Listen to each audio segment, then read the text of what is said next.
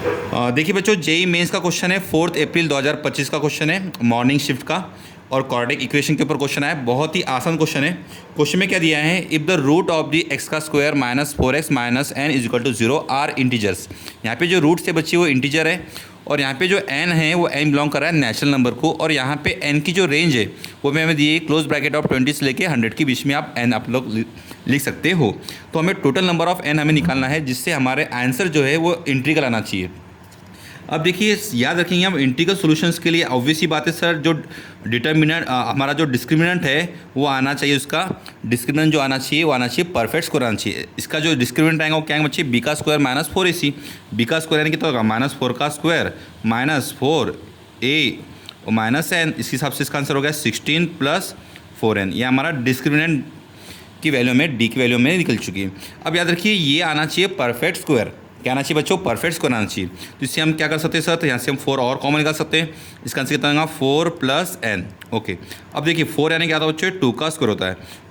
Similarly क्या आएगा, 4 plus n। अब देखिए 2 का स्क्वायर तो ऑब्वियसली बात है ये स्क्वायर हो गया बच्चे।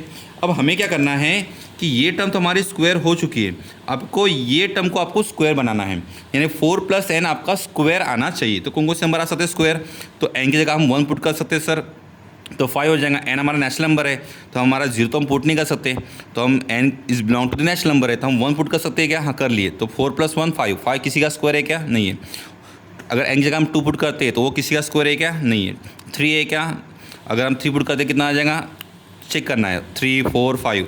अगर आप n की जगह अगर आप 5 पुट करते हो तो 5 प्लस 4 9 आपका ये परफेक्ट स्कोर हो जाएगा। सिमिलरली अगर n की जगह आप क्या पुट करोगे, अब यानी 9 हमारा परफेक्ट स्कोर आ गया। अब मुझे 60 बनाना है, तो 60 बनाने के लिए मैं क्या करना पड़ेगा मुझे, यानी ऐसी सतह में 4 प्लस n का आंसर है अगर हम लिखेंगे मान लो 9, 4 प्लस n का हम लिखेंगे मान लो 16, 4 प्लस n का आंसर मैं लिखूंगा मान लीजिए 25, 4 प्लस n का आंसर मैं लिखूंगा 36, 4 प्लस n का आंसर लिखूंगा मैं 49, 4 प्लस n का आंसर मैं यहाँ पे लिखूंगा 50 कितना होगा 64, 4 प्लस n का जो आंसर लिखेंगे हम यहाँ पे लिखेंगे 81, 4 प्लस n का आंसर यहाँ पे लिखे बच्चे हम 100। ओके, एंड सो ऑन हमारे यहाँ पे बन सकता है।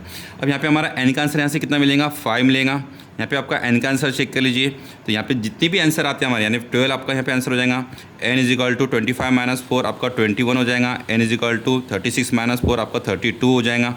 Okay, n is equal to इस तरह से हमारे पास पूरे आंसर आएंगे। अब लास्ट वाला जो आंसर आएगा यहाँ पे n is equal to 81 minus 4 और n is equal to 100 minus 4 96। Okay, तो इस तरह से यहाँ पे आंसर आएंगे। ये हो जाएगा 45, ये हो जाएगा n इज इक्वल टू 60 और ये हो जाएगा 77। अब मुझे n की जो वैल्यू थी वो 20 से लेके 100 के बीच में बिलोंग कर रही है, और 20 से लेके 100 के बीच में वैल्यू कौन कौन सी है, 1 2 3 4 5 6। तो टोटल आपके जो है यहाँ पे 6 है। इसका जो लास्ट सोल्यूशन जो है नंबर ऑफ हमें n की वैल्यू निकालना थी, जो कि इसका आंसर कितना है बच्चे, 6 इसका आंसर है। n is equal to 6 number हमारे पास में total number of n, total number of n is 6। ठीक है,